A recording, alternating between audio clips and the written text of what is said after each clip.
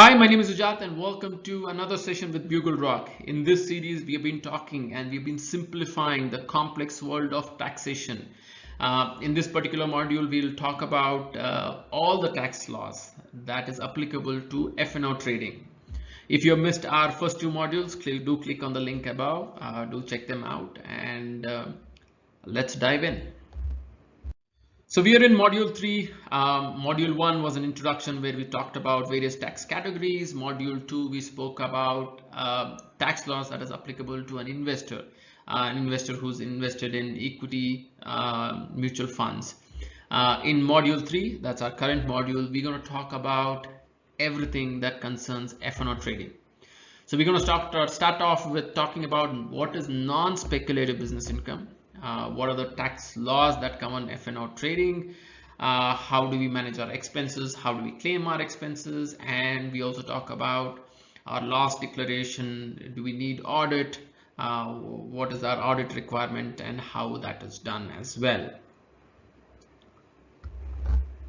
So these are the 4 tax categories that we had introduced in module 1. In this particular video or module, we're going to focus on only non-speculative business income. Any income generated from FnO is categorized as non-speculative business income. So whether you're a salaried employee or a business individual, this module will provide you all the necessary taxation information for your FnO trading. Now let's look at what is non-speculative business and what are the various income stream that qualifies as the non-speculative business income. As I've mentioned earlier, any income generated from FnO trading is considered as non-speculative business income. Some of the other examples of non-speculative business income includes rent. So you have a property, you've rented it out, you get a monthly rent, that is considered as non-speculative business income. Interest, you've given a loan, you earn an interest, that is considered as non-speculative business income. You're a consultant or a business person, so any fees or any income that is generated from this consulting activity or this business activity is also considered as non-speculative business income. The most important thing is salary. Salary is not considered as non-speculative business income.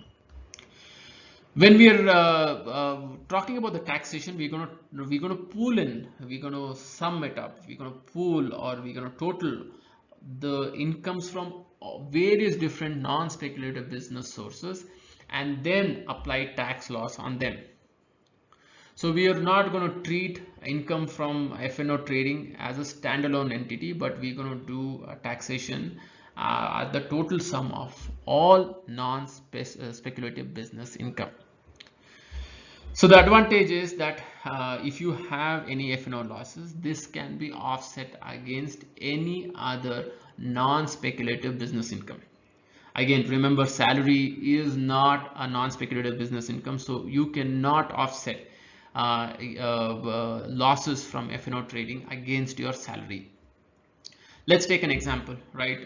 So you saw losses of about 1 lakh in your FnO trading, but you gained about 5 lakhs from your non-speculative business, say manufacturing. You're a business owner. From that business entity, you earned 5 lakhs. So your net taxable non-speculative business income would be 4 lakhs. That is 5 lakhs minus 1 lakh. So effectively, you have offset the losses from your FnO trading from your other non-speculative business income. If you're a salaried person, don't worry. Any losses from FnO trading can be carried forward for 8 years. So you can offset these losses against any other business income, or you can also offset from future gains from FnO trading. So that advantage still remains for salaried employees. Again, it is very critical that you file income taxes before the due date to avail this carry forward benefit. So if you file after the due date, you cannot carry forward those losses. So, keeping it simple, adhering to the deadlines is very, very important. There are two sections in this particular video, the flowchart and the definition. We are going to jump right away into the flowchart, which explains the step-by-step process for filing your taxes for your FnO trading. As we have spoken earlier, all your non-speculative business incomes are combined together.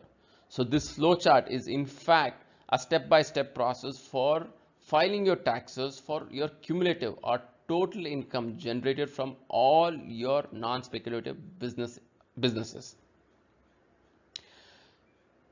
During our conversation, we are going to mention terms such as turnover, expenses, presumptive tax structure.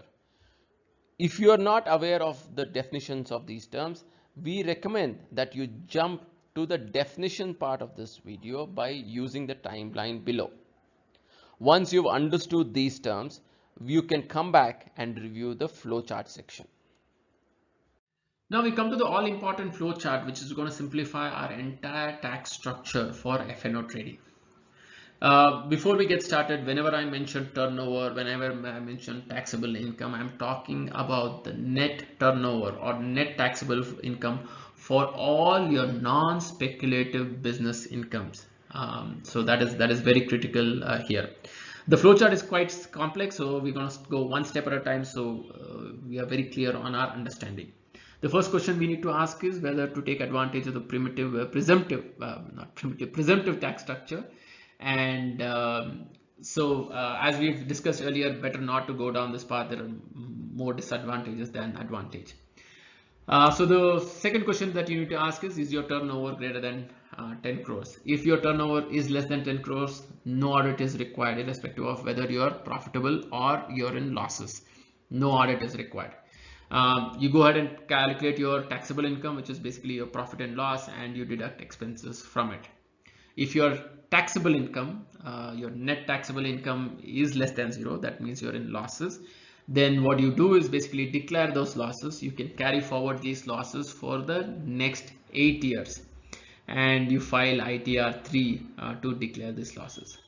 If your taxable income is greater than zero, that is you're profitable, the next question you need to ask is if there are any carry forward losses from the previous years.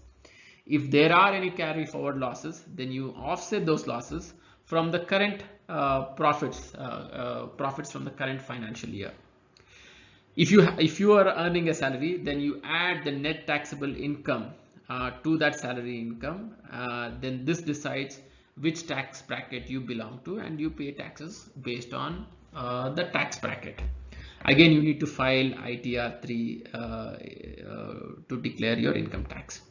If there are no carry forward losses, it becomes even more simpler. So you have your taxable income. If you have a salary income, you add these two together, and depending on where you land up on the slab, you pay taxes accordingly. Again, you need to use ITR 3 to declare your taxes. Now let's go back a little bit. What if your turnover is greater than 10 crores? If your turnover is greater than 10 crores, you need to get your account audited. You need to go to a chartered accountant and have your account audited. I'm not going to get into details of what is the audit process, because anyway you will need help from a qualified person, and he or she will surely help you do the needful.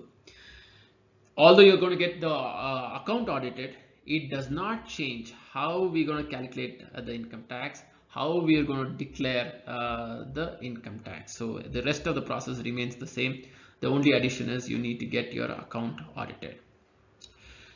Again, we go back to the presumptive tax structure. We have said it is not advantageous, but you still want to go down that path. You need to ask the next question you need to ask is if your net income is greater than 6%. If it is not greater than 6%, then you need to figure out if you have taken advantage of presumptive taxation in the last 5 years. If you have taken advantage, then you need to get your account audited to ignore the presumptive tax structure and go the normal tax structure way. So it is important that you get your account audited. If you have not taken advantages of it, you just go back to the same flow chart and go down the same path. So there is no change there. If your net profit is greater than 6%, then no audit is required. You just declare your presumptive taxation. Here the taxable income, as we've said, it's 6% of your turnover. You use ITR 4 to declare your presumptive taxes. I hope this makes your entire tax structure clear and simple. Turnover is a very critical metric in FnO trading. Turnover does not decide our P&L calculation, or does not even decide our tax calculation. Turnover is only used to decide whether you need to get your account audited or not. So if you're a salaried employee and you don't have any other sources of non-speculative business income, you consider the turnover from your FnO trading to decide whether to get your account audited or not. If you have other non-speculative business income, as we have discussed earlier, interest received, rental income, consulting fees, income from other business entities are all considered non-speculative business income.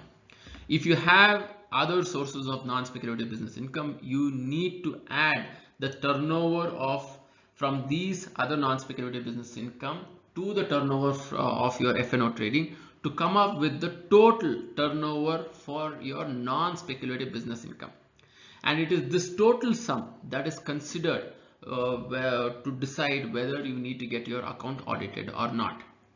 So for instance, if you have got some rental income and if you have done some consulting work, you need to add all the rental income, total rental income that is received in the financial year, and add the total consulting fee that is received in the financial year to the turnover of the FnO trading to come with the total turnover for your non-speculative business income.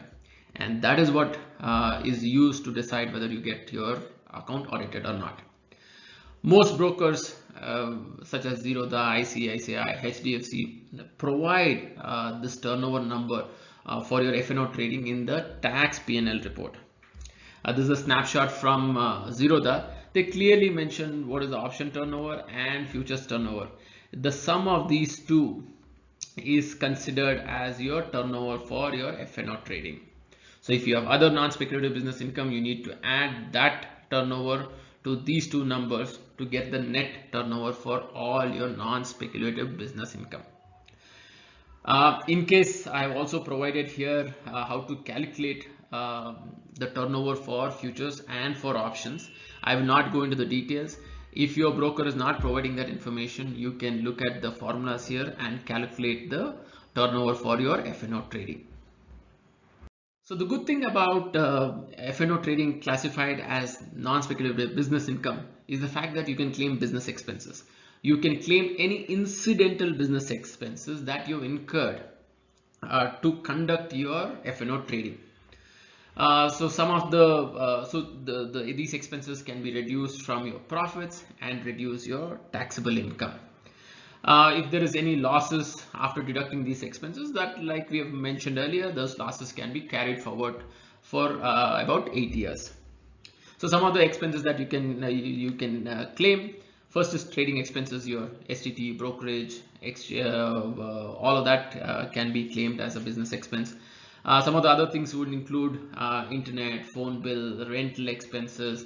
You might have bought some books to study about trading, that can be expensed. You might have also signed up for some subscription like Sensible, Opstra. All of those elements can also be claimed as business expense. You might also be taking some advisory services, so that element can also be, or you might be using a software to execute your trade. You might have paid for that software, so all those elements can be expensed. If you're buying electronics such as a laptop or a computer, the depreciation of those assets can also be claimed as business expense. Make sure that as much as possible, ensure that all of these business expenses are in digital format. It makes life very easy to keep track of these expenses, and if at all there is any questions from IT cell, you can always produce these bills. Any cash transactions are always should be limited, especially if you have massive expenses. Better to limit cash transactions for those massive expenses. Presumptive tax, this comes under the section 4480 of the Income Tax Act. I don't want to go into the details of this particular options because I strongly believe that this is not applicable for most individual. There are more disadvantages than advantages with regards to presumptive tax structure. This is only recommended for those who have other sources of business income and who are not maintaining books of records. It might happen that you have another business where you're not able to keep books of accounts. That means you have not kept track of your revenue or your expenses. In such cases, the presumptive tax structure would be beneficial.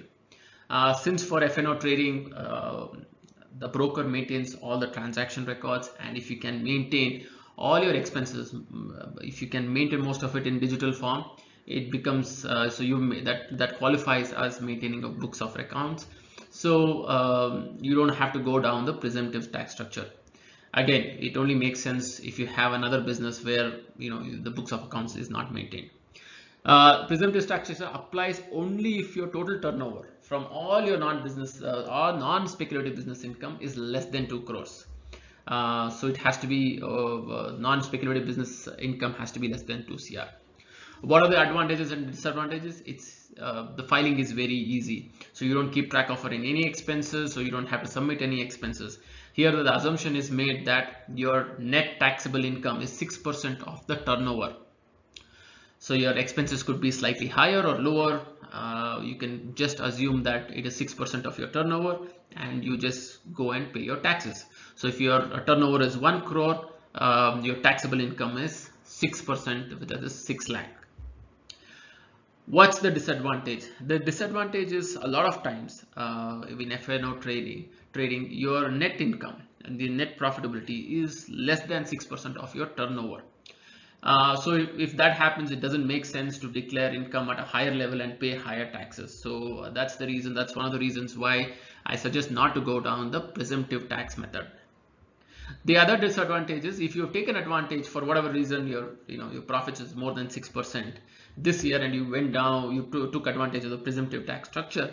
Next year, if your income is not more than 6% or close to 6%, then if you want to change and move away from presumptive tax structure, then you need to get your account audited. So if you have taken advantage of presumptive tax structure this year and next year you want to move away because you have earned a loss or your profit is not close to 6% of your turnover, then you need to get your account audited. These are the two reasons why I don't recommend that you go down the presumptive tax structure way. Audit requirement. I think we've already discussed about this in the previous slide. I just want to reiterate because this is one of the subjects, topics that gets asked frequently. There are only two reasons for audit to be done. First one is if your turnover, your net turnover from non-speculative business income is greater than 10 crores, then you need to get your account audited. But please ensure that most of your transactions, payments or receipts is done through digital way. Your cash transactions should be limited to 5% of your turnover. The second reason is if you for some reason have taken advantage of the presumptive taxation structure and then you want to move away from the presumptive tax structure, then it is mandatory irrespective of your turnover that you need to get your account audited. Again, given my history with option trading, FnO trading, I strongly believe that there will be a chance where your profits are less than 6% of the turnover. So it is better not to take advantage of the presumptive taxation. So if you have done that, then there is no need to worry. So these are the only two reasons why you need to get your account audited. I hope